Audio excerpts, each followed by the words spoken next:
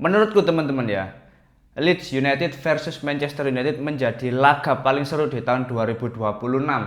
Karena di laga ini benar-benar menunjukkan kualitas kedua tim yang mirip Liga Tarkam, main gadel kabeh. Cuk, gak lah sumpah gak Tarkam. Pemane Sesko yo gadel main taek ngono, gak iso nggawa bal blas. Asli flop Sesko, sumpah wis gak kanggo Sesko. Liyane padha main geradakan kabeh wis pokok nendang ngono. Pokok mesut ngono. Pokok nyekel bal gua ngono. Gua nang penonton. Sumpah cuk. Gini kok mau ngejar 5 besar ini gimana toh. Ya kita coba bahas satu-satu ya teman-teman karena apa ya? Sejak line up ditampilkan ya, aku lihat Amorim ini kayak seolah-olah meniru era Sir Alex Ferguson gitu loh, dengan memasukkan banyak back, dan di laga ini ada 6 back yang turun sebagai starter. Ya maksudku Amorim ini apa nggak pernah mikir ya, jangan disamakan kualitas pemain sekarang dengan di era Sir Alex gitu loh. Kalau di era Sir Alex ya mau memainkan 6 back pada waktu itu pasti menang. Kalau sekarang gendeng kabeh.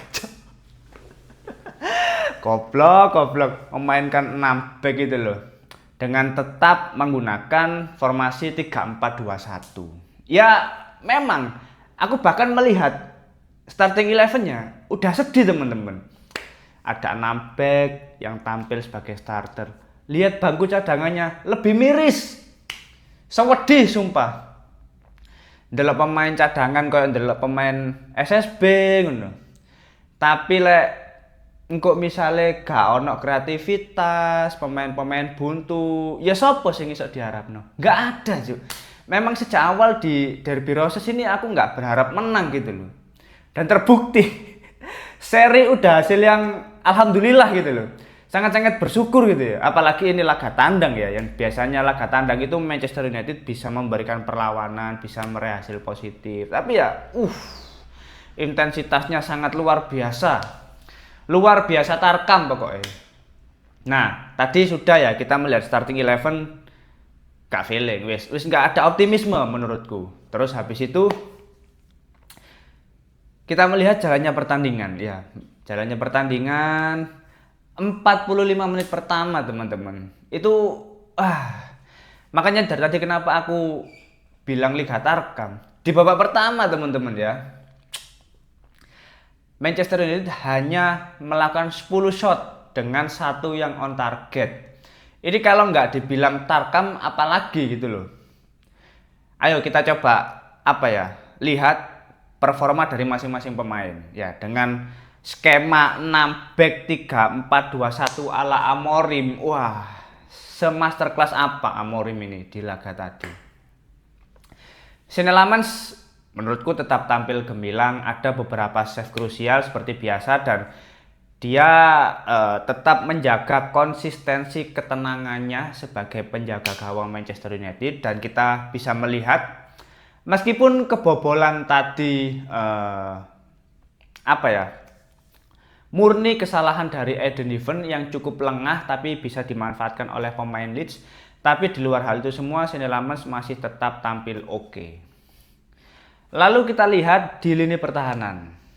Ada beberapa pergantian formasi ya untuk lini pertahanan, terutama di babak kedua karena ada perubahan taktik menurutku. Tapi di babak pertama, Leny Yoro, Eden Heaven, dan Lisandro Martinez cukup kokoh, tenang, stabil. Dan di sini kita harus benar-benar angkat topi ya untuk Eden Heaven, pemain seharga 1 juta. Ini bisa menunjukkan kualitas pemain yang setara 50 juta ke atas. Ini merupakan aset yang sangat penting menurutku bagi Manchester United. Bahkan ya untuk beberapa laga terakhir, performa dari Eden Heaven ini dari sisi ketenangan, ya bagaimana dia melakukan tackle, pressing, itu lebih bagus dibandingkan Leny Yoro. Dan cara dia mengantisipasi itu, keren sih. Manchester United bisa mendatangkan pemain ini dengan harga hanya 1 juta, ini benar-benar berlian menurutku. Lalu untuk Lisandro Martinez yang berperan sebagai kapten, Ini menjadi pemain yang melakukan umpan paling banyak ya di laga ini seperti biasa. Skema serangan lebih banyak direct ya, yang mana hal itu dilakukan oleh Lisandro Martinez. Tapi sayang sekali Cesc Kocak ya tidak bisa memaksimalkan peluang dengan baik. Kita bahas nanti untuk Cesc Kocak. Aku melihat Lisandro Martinez ini benar-benar apa ya, secara tidak langsung menunjukkan dia bisa diberi tanggung jawab untuk mengemban posisi kapten di Manchester United karena ketenangannya, dia tidak mudah terprovokasi. Bisa dilihat teman-teman di laga tadi ketika pemain Leeds United berusaha memprovokasi ya, Lisandro Martinez tetap tenang ya, nggak gampang kepancing, dia tetap bisa memberikan ketenangan ketika di pressing bahkan dengan dua pemain. Menurutku ya selama tidak ada cedera, Martinez ini benar-benar oke lah menurutku. Terlepas kalau teman-teman ada opini lainnya itu bebas, tapi menurutku Martinez salah satu pilar penting di lini pertahanan Manchester United untuk saat ini. Kita lanjut untuk lini tengah. Duet Casemiro dan Ugarte ya, ini apa ya? Dua pemain yang sama-sama geradakan teman-teman menurutku. Jujur aja, Ugarte ya passing nggak pernah bener, salah terus. Casemiro pun demikian. Ini pemain yang udah tua ya. Bahkan ketika kehilangan bola di beberapa momentum ketika melakukan apa ya? Saat Casemiro ini berusaha bertanggung jawab atas kesalahan yang sudah dilakukan dengan mengejar pemain Leeds, nggak nutut.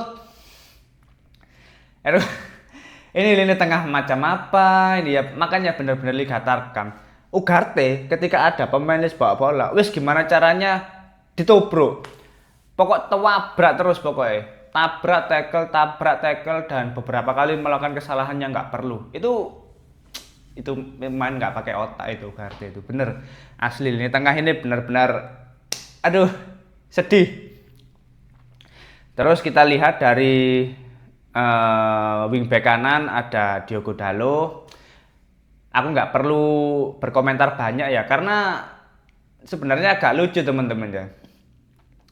Memang ada beberapa peluang di laga ini, tapi yang aku sayangkan itu kenapa ketika ada peluang di sepertiga akhir di dalam kotak penalti, yang jadi eksekutor itu Dalot lah, Ugarte lah, cok, main apa cok, finishing kok kayak kabeh gini. Aku bukannya nggak suka atau apa, tapi itu memang kalau bukan ahlinya nggak usah dipaksakan gitu loh.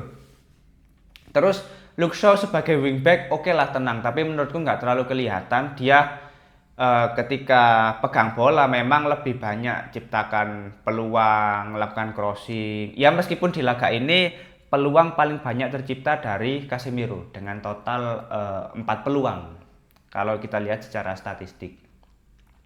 Tapi untuk lini tengah, ini bukan lini tengah dari tim yang akan bersaing di 4 besar sih menurutku. Nggak ada stabilitas, nggak ada kreativitas, sumpah nggak jelas, gatel lah. Nggak ada yang bisa diharapkan menurutku. Nah, puncak kelucuan di laga ini itu di lini serang teman-teman. Dorgu diplot sebagai winger kanan, penyerang kanan, entah apapun itu ya, terserah teman-teman mau nyebut apa. Tapi aku minta tolong ya, Dorgu ini kalau diplot sebagai winger kanan, kamu jangan merasa dirimu Amad Diallo, Bryan Mbeumo. Kalau nggak bisa gocek, nggak usah gocek. Maksudku main simpel aja gitu loh. Ada rekan di sekitarmu, passing aja. Kalau di pressing dua pemain lawan, nggak usah sok-sokan dribble. Kamu nggak bisa, cok. Kan itu back, gak usah kakean dribble. Ujung-ujungnya apa? Seringkali Patrick Dorgu itu kehilangan bola. Dan terbukti di laga ini Patrick Dorgu menjadi pemain yang paling sering kehilangan bola. Kalah saat melakukan duel. Bahkan sekitar 10 kali dia kalah saat melakukan duel dengan pemain Leeds itu. Itu menunjukkan bahwasannya ya ini bukan atribut yang diunggulkan dari Dorgu, dribble lah, duel lah, ya terlihat jelas gitu. Tadi dia sempat nge-shoot ya, tapi kan memang melenceng. Maksudku, udahlah, Makanya aku heran, Cok. Kalau ada peluang, kenapa yang jadi eksekutor harus Dorgu? Harus Dalot, harus Ugarte. Akhirnya apa? Ngasal. Capek, Cok. Dan striker kita ya Sesko ini aduh. Kita harus jujur ya, Sesko ini benar-benar flop untuk musim ini. Ya nggak tahu sampai kapan Sesko bisa terus seperti ini, tapi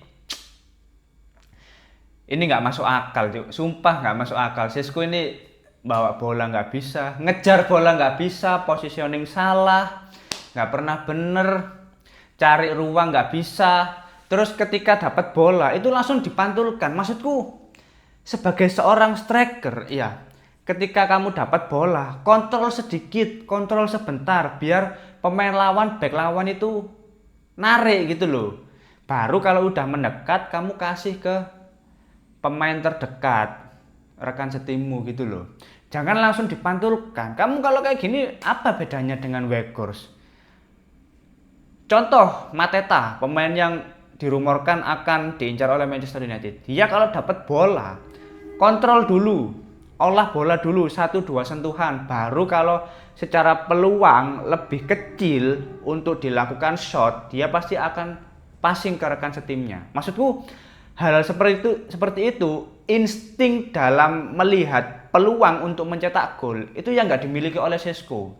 Sumpah, maksudku, kalau kamu sebagai sebuah tim nggak ada sumbangsihnya, buat apa gitu loh? Buat apa? Toh Lisandro Martinez melakukan direct ke depan ke area sepertiga akhir, itu juga nggak bisa dimaksimalkan dengan baik oleh Sesko gitu loh. Kecewa sih, justru kecewa. Aku pribadi sangat kecewa dengan Sesko. Sesko Cak ini memang, aduh, nggak bisa diharapkan lah. Dan yang terakhir, Matheus Cunha, pemain yang paling menggendong di laga ini.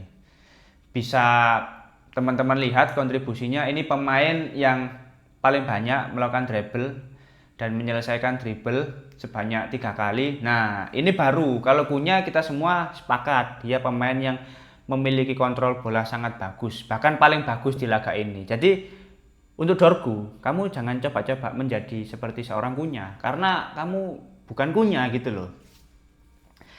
Dan Cunha menjadi pemain dengan performa terbaik di laga ini, terbukti ketika Leeds United mencetak gol di menit ke-62. Para pemain United langsung memberikan reaksi, ya. Ruben Amorim melakukan pergantian pemain, memasukkan Zigri Sibon Beringin agar bisa lebih ofensif lagi dalam melakukan penyerangan. Dalot ditarik sebagai bek tengah di lini pertahanan, Euro ditarik keluar, dan terbukti Zigri memberikan assist dan bisa diselesaikan dengan baik oleh Matheus Cunha dengan selisih hanya sekitar 3 menit setelah Seine Lammens kebobolan di menit ke-62. Tapi pada akhirnya ya bertahan sampai akhir pertandingan, menurutku ini bukan hasil yang bagus. Sekalipun kita nggak berharap atau peluang meraih kemenangan sangat kecil, tapi hal itu terbukti di laga ini secara statistik. Meskipun Manchester United unggul dari ball possession hanya sekitar 15 shot, itu pun yang on target hanya 3 atau 2 gitu loh.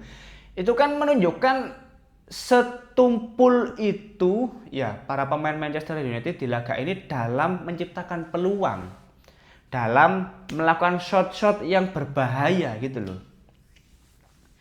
Parah sih, parah. Maksudku ya oke lah, ini derby dan ini laga tandang bagi United, tapi untungnya Manchester United masih tetap menjaga rekor kemenangan dan hasil seri saat melawan tim promosi, karena sejak tahun berapa gitu belum pernah kalah melawan tim promosi.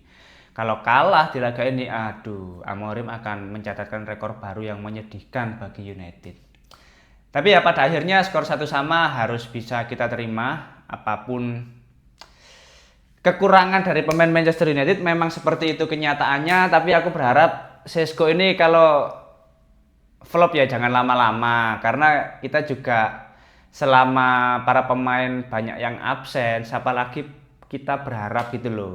Toh pemain yang ada juga sedih cuk, sumpah. Asu. Ini aku bisa ngomong agak los ya karena di rumah lagi sendirian. Anak masih ikut orang tua, istri masih kerja. Dan harusnya habis ini aku mau jemput anak dulu. Jadi ya kita bisa ngomong asu. Nah, goblok. Nah, itu bisa agak los. Sesko longor. Jancuk Sesko. Nah, ini kalau ada anak jujur nggak bisa teman-teman. Karena ada beberapa hal yang harus kita pertimbangkan dalam mendidik seorang anak, memberikan tauladan sebagai orang tua gitu. Tapi intinya Sesko goblok. Yes, Sesko goblok. Pemain lain ya udahlah, tapi Sesko aduh, the real flop striker. Oke, mungkin itu dulu review singkat hasil laga Derby Roses di pertandingan antara Leeds United versus Manchester United. Kalau teman-teman ada opini lain langsung tulis saja di kolom komentar, kita akan diskusi santai seperti biasa. Terima kasih sudah menonton video ini, jangan lupa like, komen, dan subscribe. Salam.